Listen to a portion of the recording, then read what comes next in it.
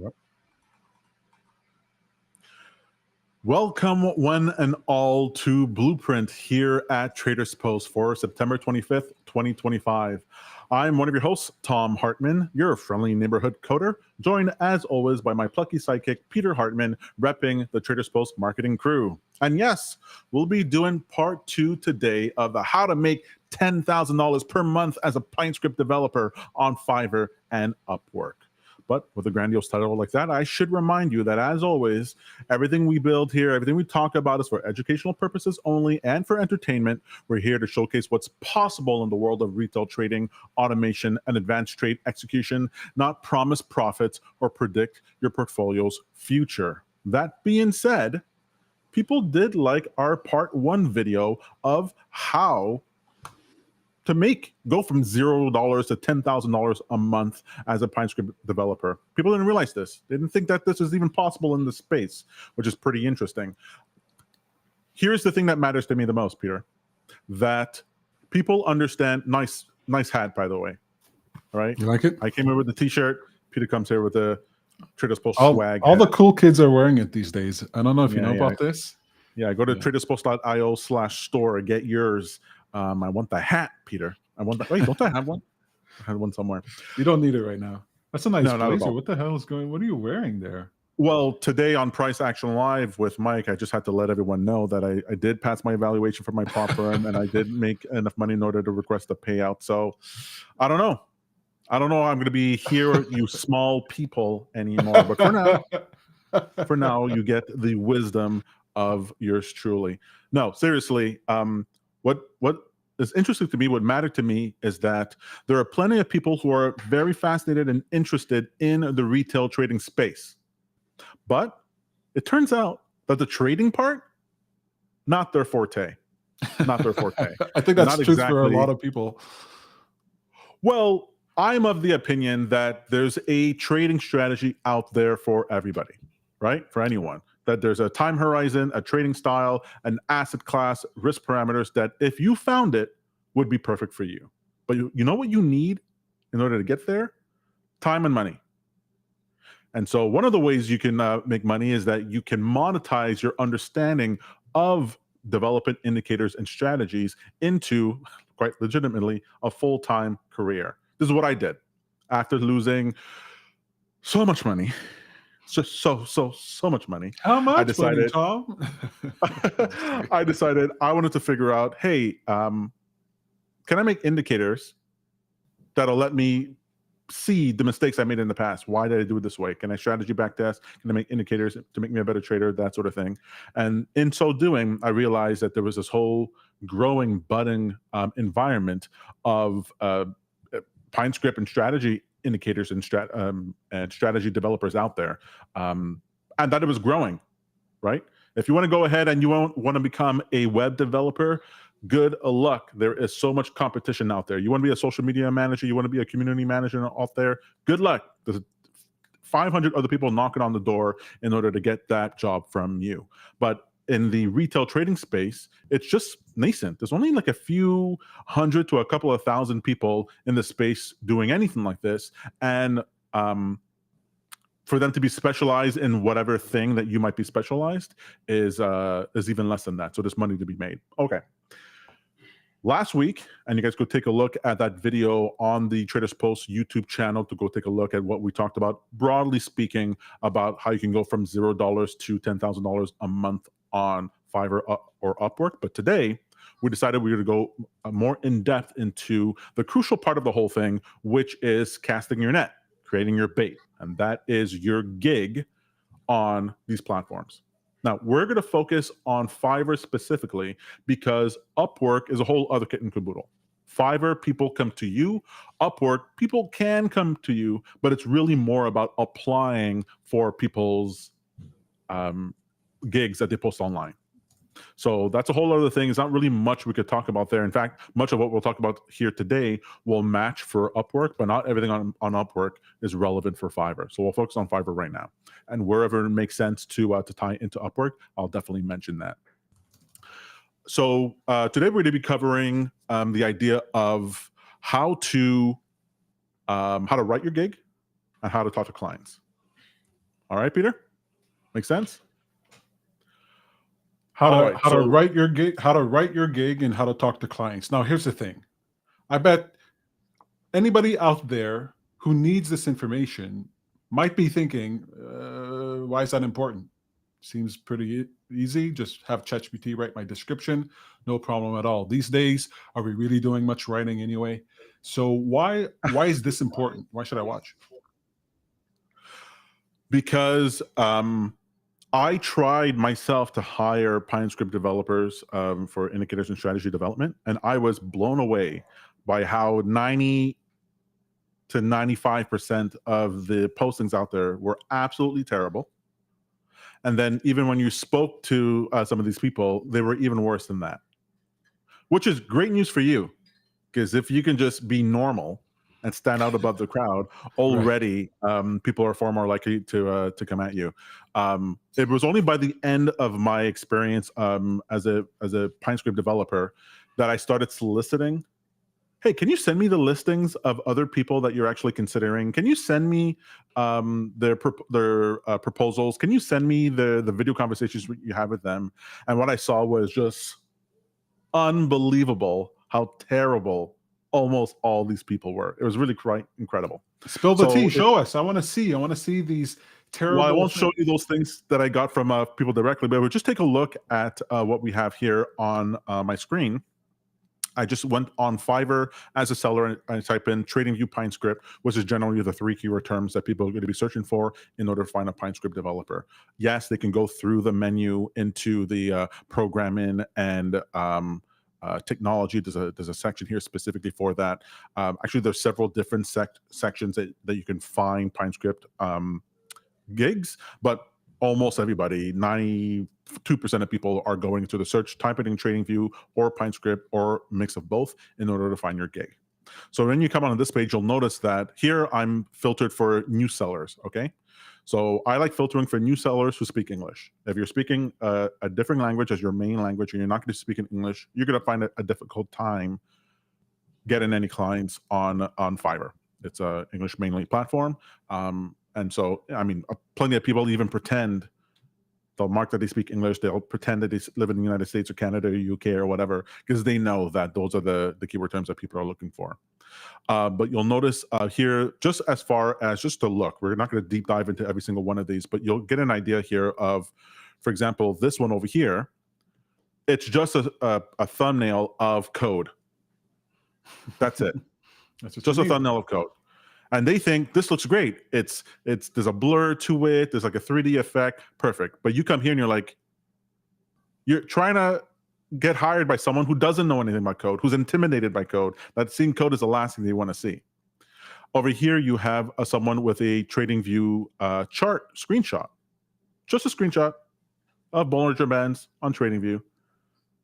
No information, nothing provided. Peter, this sort of thing, again, over here, the indicators over here are, this is what you see regularly. Even if I were to go to, actually, this will be a little bit better, but if I take off the new sellers and let's just go to let's just type in the keyword search straight to begin with. You'll get a lot of these things, a lot of screenshots of indicators, ostensibly indicators that the person has made. All right. This is not the best thing to put there. You'll also get stuff like these are paid ads even, and look at some of these things. Now you might say, Tom, what do I care? This person made is a 4.9 stars and had 421 orders here for this gig. Yeah, totally understand that. But if you go take a look at the gig, you'll notice that their highest premium package that they have listed here is $95. We're not talking about $95 packages here, folks. That's not where you're going to get up to $10,000 a month. This is not what I'm talking about. I'm talking being able to get $2,000, $3,000, $5,000 gigs on Fiverr. All right, let's put on our big boy and big girl pants and start realize that just because someone has hundreds of reviews and what have you on their platform, you don't know how much they made.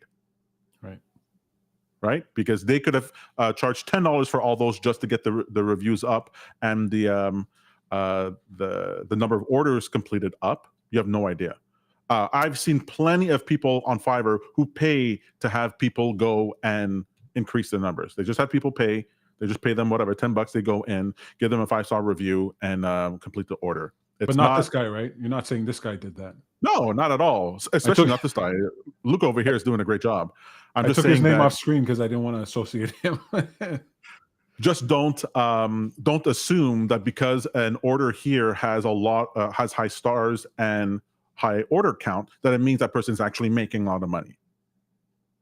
All right, that's not the correlation. I'm just telling you from somebody who did that was not the main component. All right, so we're going to be going through today the idea of your front-facing persona, because your gig is the first thing on Fiverr anyone's going to know anything about you.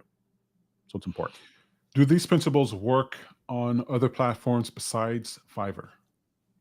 Well, Fiverr and Upwork are the main two platforms for this type of gig work. It's very hard to find otherwise. You might find maybe there's more now, but at the time, maybe there were 2 or 3 people who had websites dedicated to PineScript development. Right? You're not going to really find that in a lot of places. And even when I was on Fiverr, there wasn't even a category for it. Mm-hmm. Like you didn't even really have a category. They just changed it last year in order to have one there. Upwork is you have to go and find the gigs. So on Upwork, you're going to type in TradingView PineScript, you're going to filter gigs, and you're just going to apply for those gigs. And it's a whole other kit and caboodle, because you will have to spend, or you could spend, shoot, I forget what they call it, but you might have to spend, let me just look it up here real quick, Peter. You have to spend certain type of credit, certain type of points. Yeah, I don't have it here, in order to be able to be seen. So if someone had a lot of offers on their listing, you might have to pay in order to get larger visibility. It's really a game of being there first, getting there first. You really want to be in the first 3 to 5 people that they're interviewing. You don't want to be applying for a post that's a week old. So it's sort of like you refresh the Upwork page every hour, a few hours or so, and you apply immediately when you can. So it's really more of a numbers game out there. And then someone was like, okay, you speak clear enough, you seem legitimate enough, let's go ahead and try. But Fiverr, you can actually game the system. I mean to say, work the system in order to get to the visibility that you need. All right. So starting off with a gig, I'll just show you. I'll show you my gig over here. So my gig is pretty simple. When you're on Fiverr, you want a clear image of yourself. My God, put yourself in the picture. People want to see who you are. They don't want to see an AI avatar. They don't want to see a garden field. Put a picture.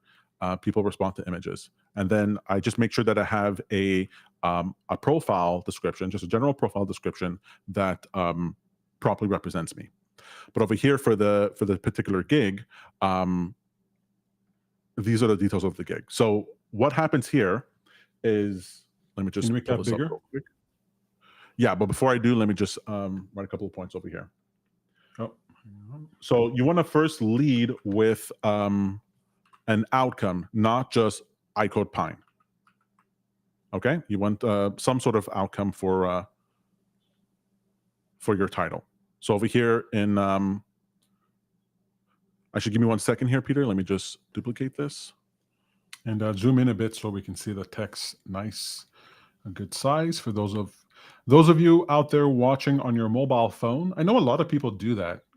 I have 5 screens in front of me at all times, but apparently people watch movies and all kinds of stuff right there on their phone. No shame, but we got to make it big so you can actually see it properly. If you have any questions for this blueprint or any other, now is a great time for you to ask it. You can post that in the chat. Remember to like and subscribe if you like this kind of content. Look, Tom sits around. We sit around. We don't know if you like this kind of stuff. We get a couple of views. We don't know how that's going. If you want more of this content, and if you like the Blueprint series, I encourage you to at least like the video. That indicates to us and to the bosses that we should do more of it. We get no likes. We do no videos. That is not a threat. That is a promise. That is a promise. All right, so a couple of points here to keep in mind. So first, a little too big, just a tiny bit too big. You can take it down a notch. What are we dealing with? Old folks home here? No shame to anybody. That's good. That's a good size. That's a good size. And we're on the right side, so put it over on the left, so that'd be good. Excellent. Well done, Tom. So you want to lead with the outcome, not just I code Pine. Fiverr makes this a little bit easier because there is a format for when you are writing the gig. It allows you to, when you're writing the gig, the name for it, it says I will. That's there. You cannot change that. And then all in lowercase, it'll be the thing that you're doing. So I say I'm going to turn your idea into a TradingView PineScript.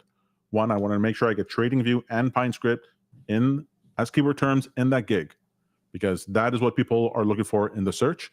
And I'm saying I'm turning your idea into it, because the idea here, what I want to make it clear is that you can come at me with whatever you want, and I'll turn it into that. Other people, you might decide that's not what you want. That what you want is you're trying to bot strategies, or maybe you just want to focus on specific types of indicators, or whatever your niche will be. So you can say specifically what you want to be doing. I should mention that I am focused on PineScript over here. It works the same for if you're coding for a MetaTrader, if you're coding in Python, Rust, or whatever. Just make sure you specify the language you're looking for if you want to target people who that language matters. PineScript, obviously, if they're using PineScript, they're going to be using TradingView.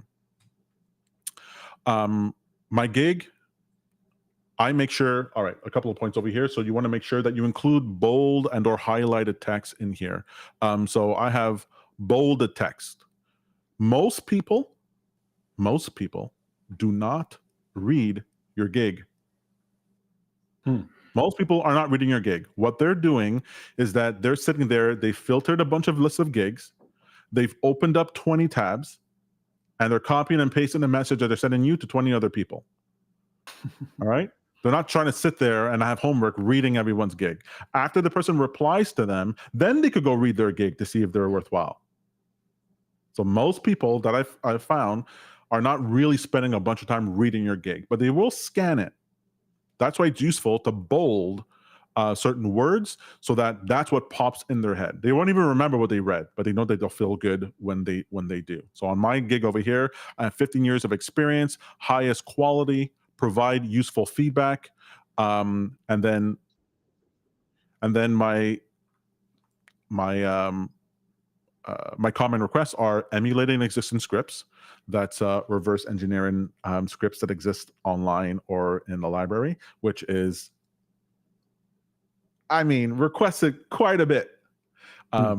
People want to reverse engineer scripts, building new indicators, or codifying your trading methodology into a strategy. I would specialize in people sending me screenshots of their trade history, or of their perfect trades, or videos that they were doing, or video recordings, or even sometimes I would do a live Zoom with them, and I would take whatever trades they had, and it would be like, okay, I can create a strategy that accounts for 85% of these trades, and I would make that strategy for them to be able to run. So that's what I focused on. Whatever you're deciding to focus on, limit it to 3. Don't do anything more than 3. People won't remember it, and so that people know, okay, this script is for me. I make sure that I always ask for people to contact me before ordering. Always have that. Have that at the bottom of all your gigs, okay? Because even though people can order from over here, and I think maybe they even modified it recently that you can prevent that from happening. But let's say someone does order right away, you can wake up and all of a sudden someone purchased your $250 plan for a gig you would never have accepted.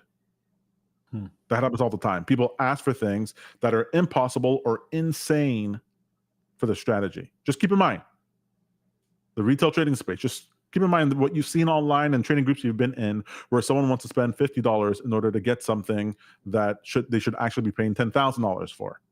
This happens all the time. All the time. So if you put, please contact me before ordering, it makes it more likely that they'll message you beforehand, and you can then negotiate a specific price for them. They don't have to be stuck with whatever plans are here. All right, does that make sense so far about gig positioning and the headlines? Yep. All right, so let's move on to the 2 other things: the thumbnail for the gig, as well as gig video. So I'll start with the easy one first. There's no point in having a video for your gig. Like I mentioned before, people don't want to be reading your blog post. They certainly don't want to sit down for 2 minutes and watch you put whatever Canva video you put together in order to sell yourself. All right. even when you are devilishly handsome and charismatic, such as yours truly over here, a gig video did not make any difference. In fact, it slowed down the number of people who contacted me, because like, who cares? Now Do it shirtless. there are certain industries that would be useful to have a gig video there, but for programming, people want a programmer to be get back in your hole, click clack on your keys, and get me the thing that I want. Right. Your thumbnail, on the other hand, super important. Super important. Now, I thought thumbnails like these, that had a lot of information inside or was dark and alluring, was the thing to do. Over the 2 to 3 years, I tested out a dozen different thumbnail types, and I found only one really mattered, and that was my yellow thumbnail.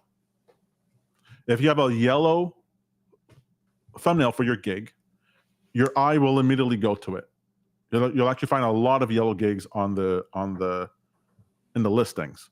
And it's just like the idea behind books for publishers on a shelf. They'll make books orange, yellow, bright blue, or whatever, because you need to be able to pick it out so that you can actually look at it and try to buy it.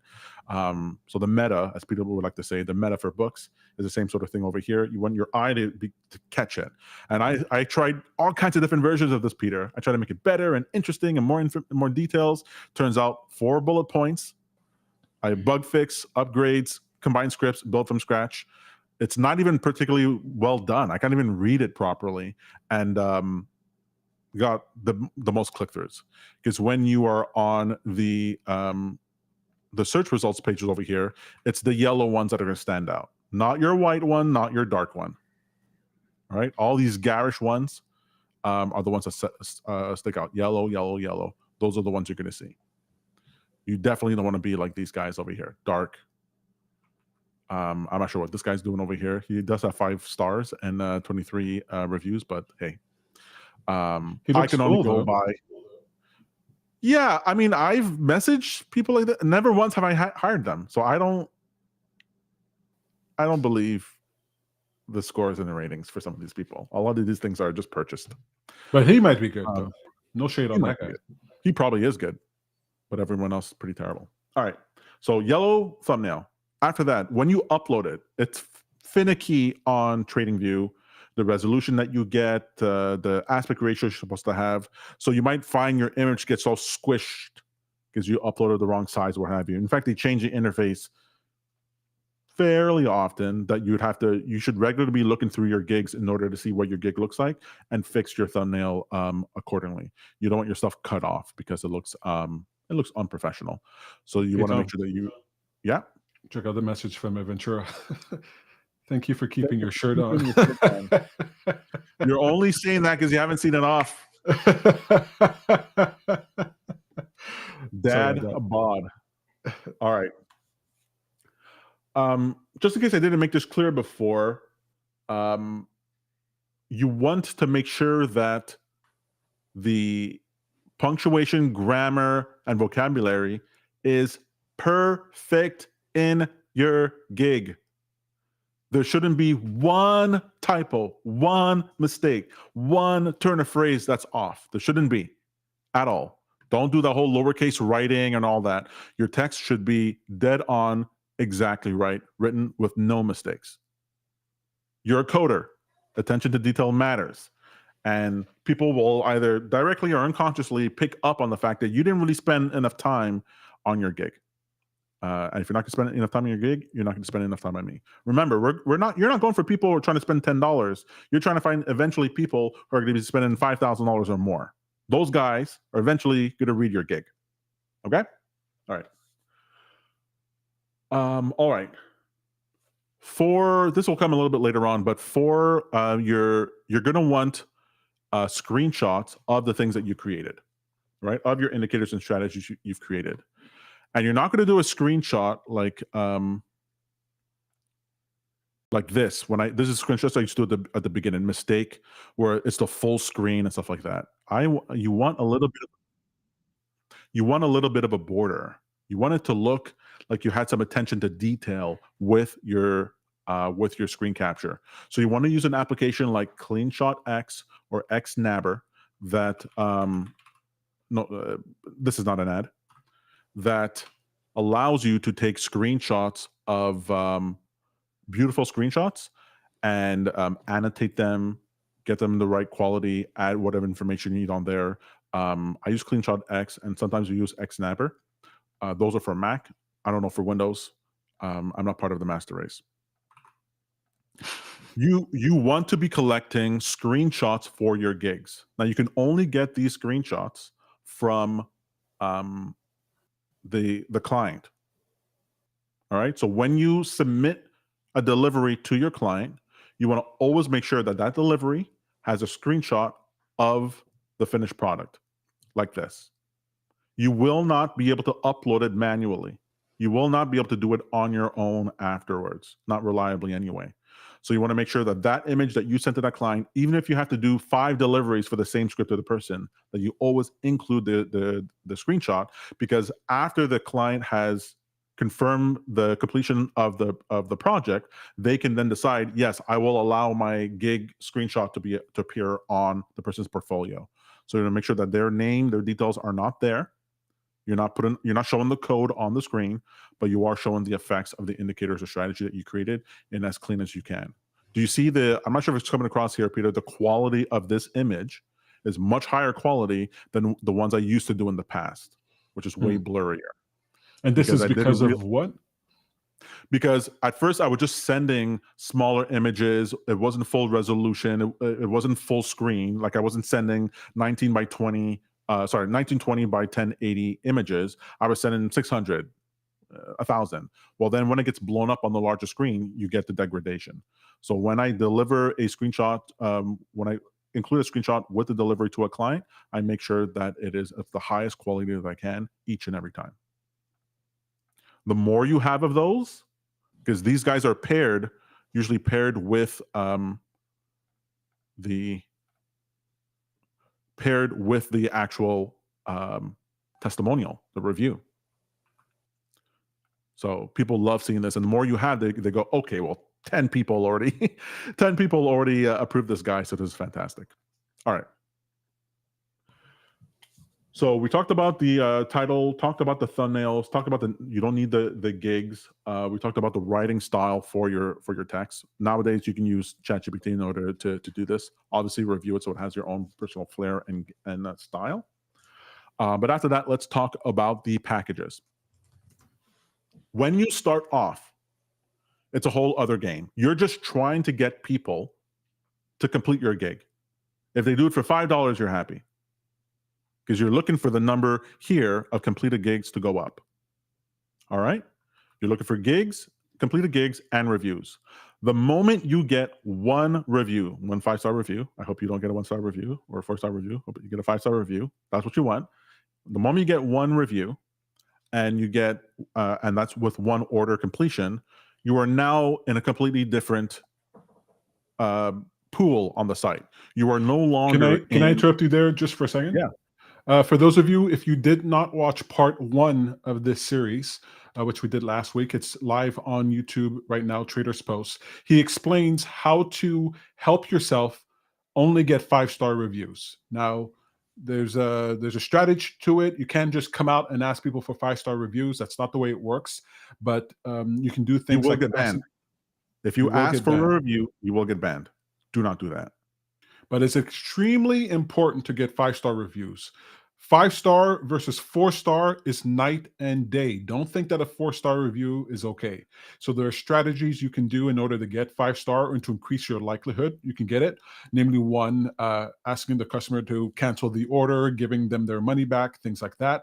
You do not want anything other than 5 stars. It's a major hit. And if you look at the last video, you're going to find strategies about that. So Tom mentioned it here about the 5-star, but I really wanted to hit the nail on the head. And if you need more understanding, please go over and watch part 1 of this series. It's on YouTube right now. All right, give me 1 second here. I'm just going to post this up. We talked about the gig positioning.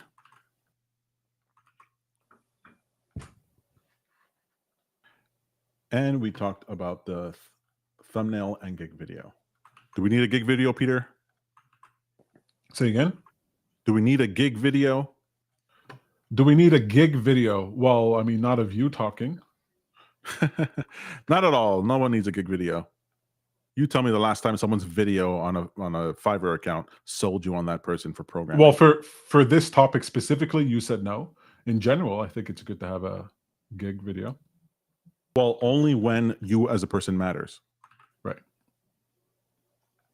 All right. Next up, packages that ladder but stay flexible. 1 second here. Let's post this. Okay. Super important. There's 2 tiers here for the packages. The first one is you're just trying to get people in. You're just trying to get completed orders. Okay. So you're just going to have one basic package, right? This package, the package on your screen will just be, it'll just be basic. You won't activate 3 packages. You'll just have the one. I mean, you could activate the other 3, but I don't see how it's worthwhile. You want your basic, and the lower that number is, the more likely is that you're going to show up in the searches over here. So when people filter by budgets, and let's say they're trying to just get anyone just to try it, you want to show up. You should want to show up here, and the ones that are at $10 or $5, people are going to look at that. Who are price conscious will look at that first. Much easier to get someone to spend $5 to $10 in order to try you out than to say $50. Okay, but yeah. Tom, I can't make a living on $5, $10. This doesn't make any sense. There's no way that you did this. I absolutely did, Peter. I did gigs of like $1, $5. I think the minimum was like $2, something like $5. But I would do that. I did that 15, 20 times in order to get the knowledge of how are these people asking for their projects. Like, what is it they're asking for? How much work does it actually take in order to do it? I had no cap on the difficulty of it. I just did it as best as I could. But I did tell everybody I'm new, and this might take me weeks to get done, or I might have to cancel it. And please just be okay with that. And they're like, for $10, take all the time you want. Take all the time you need. If the person goes, no, urgently, I need this next week, don't take that gig. Don't take that gig. Person. Red flags. Why are you trying to get 1 star in your first gig? Don't take that gig. Take the guy who's like, I understand. I've been there. Do what you need to do. But after you get to that point, you need to have 3 gigs on your account. So when you have 3 gigs, you'd have a basic, standard, and premium account plan that you're going to name. I name mine here indicator, strategy, and commercial. My basic plan is $50 for this gig. My standard plan, $250, and my premium plan, $3,000. Those numbers will change. Okay? As I mentioned in the first video, you're going to have your numbers there. You might start off here, it might say $20. Your standard plan might say $75, and your premium plan might say $250. Okay? You're just having it there in order to have this range.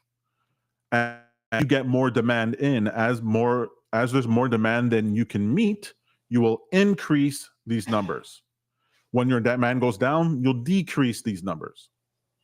If anyone asks you, hey, I was on your profile last month and the price was lower, how come I got charged more? You go, I charge depending on the demand. There's nothing wrong with that. You're going to be changing the fees accordingly. To that end, you also want to keep the description for these gigs vague. I used to be stupid specific on these gig descriptions. This is what you're going to get. These are the bullet points. These are the deliverables. This is how long it was. Super, super specific. Now all I provide, well, I don't do this anymore, Peter. I keep saying it like I still do Fiverr gigs. I've graduated well beyond that, so I don't do that anymore. I'm a prop firm trader. Not sure you heard. My gig was create simple indicator following your specific guidelines, codify your algorithm into a PineScript strategy, and my premium is develop multiple scripts or other commercial projects. All right. This gives me the flexibility that when someone then contacts me and says, I want to do this thing, I go, oh, okay, that's great. You have the conversation with them, and then you say that would be best for my standard plan. All right. Or you go, hey, my standard plan is actually $250, but what you're asking for because of this, that, and the other, which we'll talk about in a second, costs more. So it'll be an extra $150 on my standard plan. If you're interested, I could send you an offer right now. You create the offer for $400 and you move on with your day. If they go, well, your plan here says $250. Why are you charging me more? I go, well, there's more difficulty in your gig. Like there's more in the one that you're asking me to do. So I can either not do it or I can do it for that price, but otherwise it's not worth it for me. Obviously, you only do that if you're willing to walk away, because otherwise it's stupid. Do it for whatever whatever your price normally is. But you don't want these numbers to be fixed. And you can't have two plans. You can only have one or three on Fiverr. Okay. So back to here, you don't want to over-define. Keep your scope loose enough so you can decide which tier fits each project. Treat each package as a start from. That's what I was just mentioning. These are all floors for negotiation, increasing with complexity. Name your tiers, something like starter build, advanced automation, commercial, that sort of thing, without a strict feature list. And time box delivery windows and revision counts. So when you are creating your gig on Fiverr, you do have to provide a delivery time frame. And I recommend that you keep that delivery time frame well beyond how long you think it'll take. Because the delivery time frame includes how long it takes the customer to get back to you. And if, oh my God, if you let a project become late delivery. So you're supposed to deliver it in 7 days. You have not yet delivered that project. You will hurt your gig severely. All right. You do not want late deliveries. There is a mechanism where you can request an extension, but the client has to agree to it. And they have to agree to it before that deadline happens. Okay. And so if you give yourself as much buffer, you think it'll take 2 days, give yourself a week. You think it'll take 2 weeks, give yourself a month. And that way, when the project starts, the runway is already, if you deliver early, great. Okay. Do not let your gig be late. I hope I made that clear. Did I flash that on the screen anywhere? Do not let your gig be late. Also, you get to describe how many revisions that gig allows for. And we're talking about that in a second, but for revisions, no client wants to count revisions. As far as you're concerned, price the project as if you have to revise this project 20 times. Okay? Forget counting revisions. I'm telling you, if you get to a client and you tell them, this thing you asked for, you already did 4 revisions. I already did 4 revisions. You're gonna have to pay for the next one, or the project is completed. As far as I'm concerned, the revisions are done. Please click complete. Congratulations on your 1-star review. Congratulations on your cancellation and refund. All right. So the revision count, I find, doesn't make any difference whatsoever. Give them all the revisions that they want. Your life is made much easier that way, and price accordingly. All right, we're going to continue with price and logic and how to raise and lower your prices and when to do that in a moment. But for now, let's take a quick word from our sponsor. Ask yourself this. Are you making trading harder than it needs to be? If you're trading manually or still coding just to connect to your broker, yeah, it's time to upgrade. Traders Post lets you automate trades using signals from tools like TradingView or TrendSpider or even your own custom setup. It works with brokers like TradeStation, Tradeovate, Coinbase, and a bunch more. I've been using it myself, and getting started was smooth. The platform's clean, setup's quick, and once it's running, it just works. And when you're ready to scale, adding more strategies, plugging into prop firm accounts, or juggling multiple portfolios, Traders Post handles it. It's built to grow with you. Start your free trial at traderspost.io. Trade smarter, automate your wrench.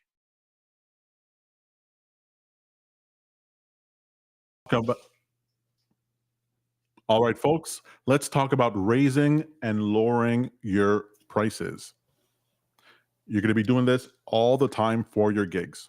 I didn't mention this before, but I should mention it over here. You can have multiple gigs online, depending on your level in on Fiverr. So when you start off as a new person, you can have a certain amount of gigs. I think it's 3 gigs you could have online at any given time.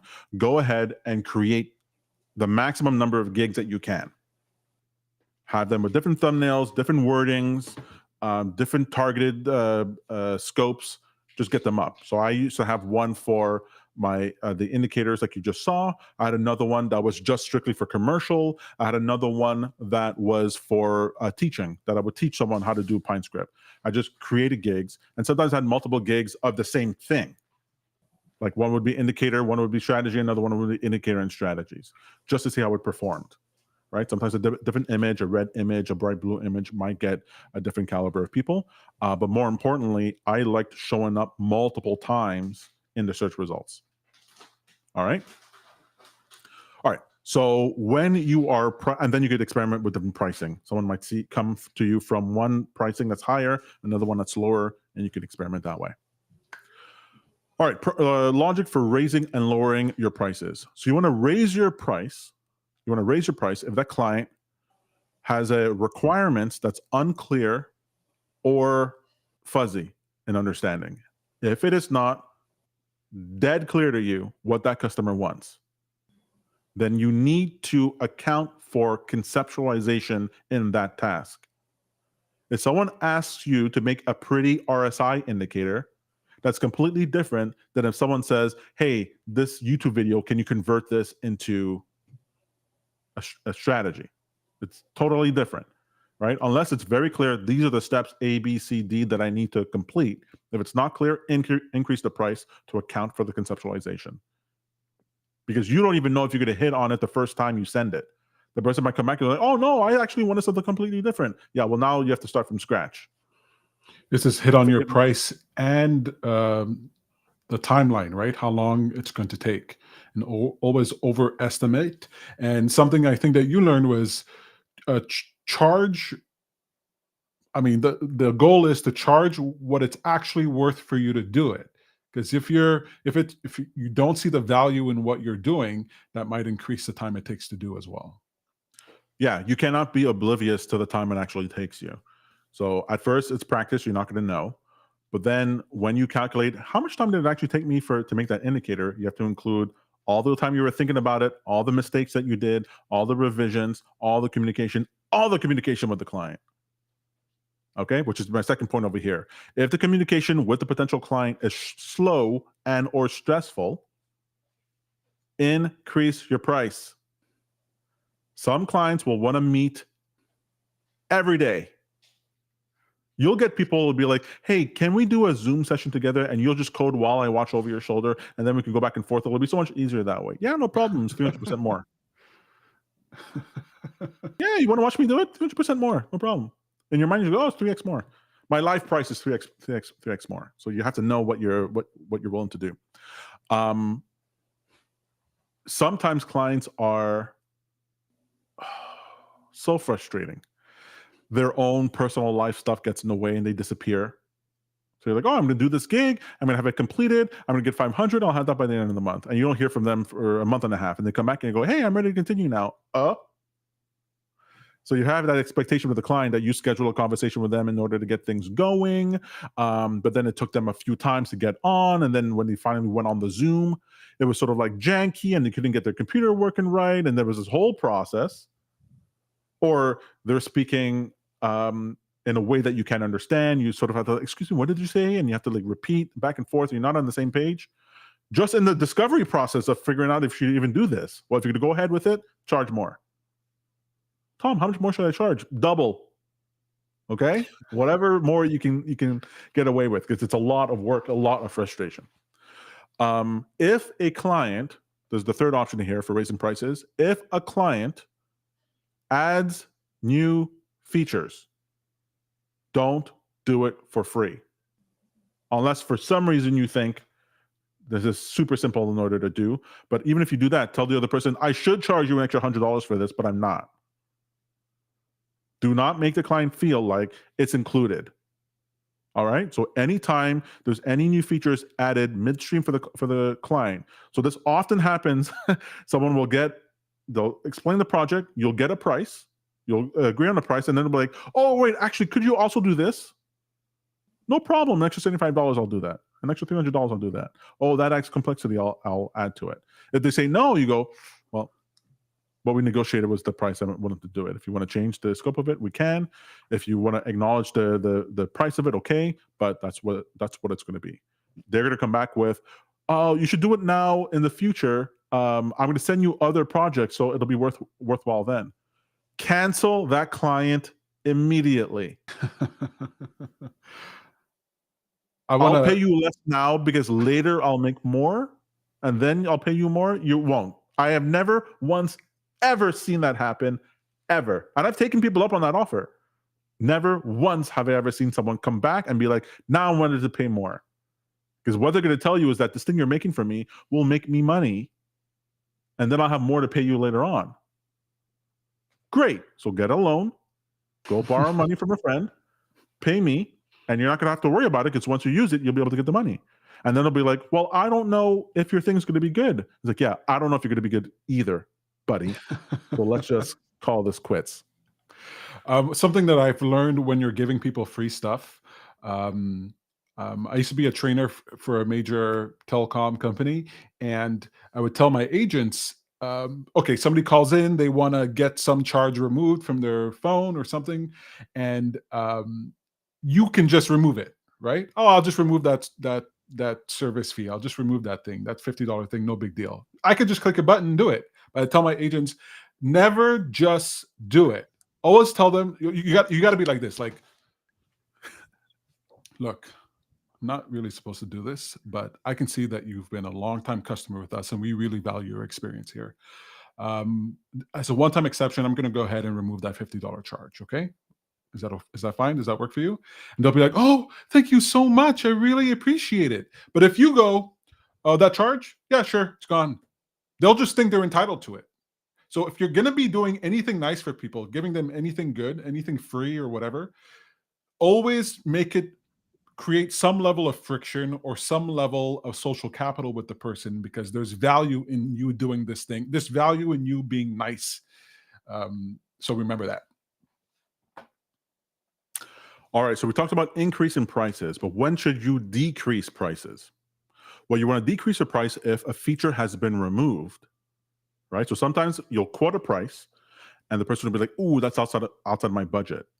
Okay, no problem. We can lower it. Are there any features you're willing to remove from this that you want to use as a version 2, as a phase 2 for this project? Oh, okay, I can do that. They can remove a feature. If they do that, then you can lower the price. All right, lowering the price if they remove a feature makes total sense, but not beyond the base of the project. All right, so the base of the project, you're dealing with, you're coding the script in PineScript version 6, whatever the latest version is. You're going to expect that it works on multiple different time frames. You're going to expect it works on multiple different tickers. You're going to expect that the user inputs on the panel will be tooltips will be written for them. Description will be written for them. Commented code for documentation. You're going to assume all these things are there. So if the person says something like, well, just copy and paste these 2 scripts inside, and then we'll use that instead of you having to code that feature. No. Just because I copy it over there and put it in there doesn't mean all of a sudden it's going to work magically.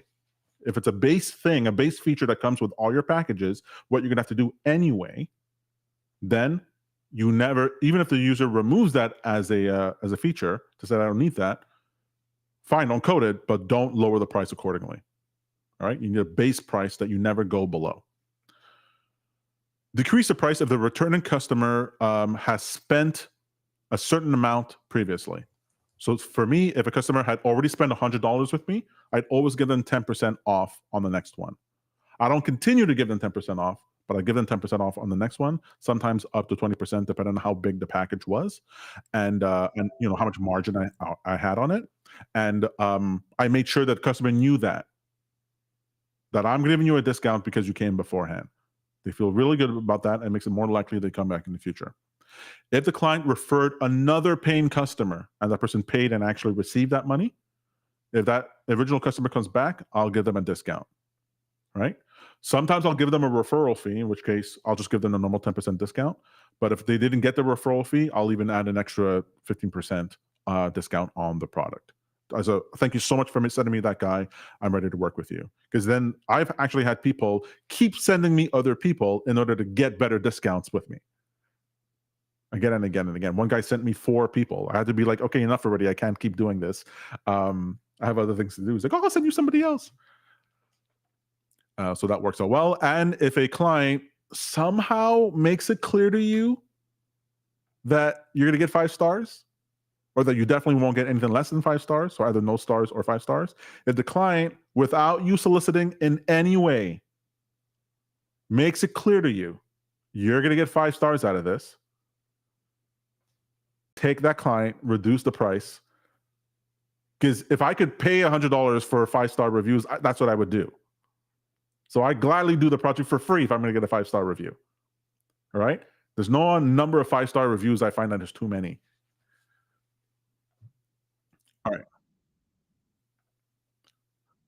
All right. Okay. Well, I got to go quick. Let's just finish off with all right, we're almost done here. The last thing I want to mention here is a couple of things you want to keep in mind for when you're delivering the product. You want to, one, make sure that you are, I use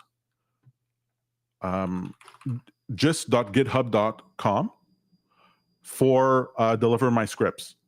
So I copy my code in a gist file and save it here, and then provide that link to the customer so that I have a revision of all the different modifications that happen to the script, and it's easy for them to go and reference. I make sure that it's private, and I send them the link for it. That way, whenever I update it here, they can just go to that link in order to update it, as opposed to downloading a file and constantly having to go and change it. Okay? So you can do this. Some people will decide, hey, I don't want this person to steal my code. I'm going to publish the script on TradingView privately as an invite-only script, so they can't see the code, and they have to go and add it, and they can try it out, because they don't want the customer to steal the code from them and not pay. If that's where you are with the customer, don't hire them. Don't take them on as a client. If you believe that he would steal your code from you, don't take them on, because that's the exact type of person who's going to give you 2 stars. There's no point in doing that. Give them the code, and they take the code, then they take the code. It's fine. Don't worry about it.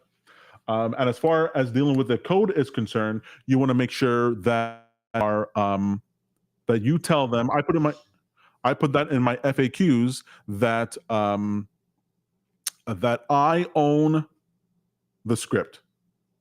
If they want to have the rights to the script, then they can pay an extra 50%, and they own the rights. Except if they're the ones who are they're the ones who came up with the idea, like it's an original idea of theirs, then it's theirs. But if it's just a modification of another idea, or you help conceptualize it, or what have you, the script belongs to me. Okay? All right, Peter, any questions? Anything? We hit on a lot there today. Will there be a part 3? Should I like and subscribe Absolutely. for more? Part 3 for the last one. All right. What we talked about today will get you from 0 to, let's say, $5,000 a month. If you do this diligently, you can get to there within a year. I don't know if you can do it faster, but probably within a year.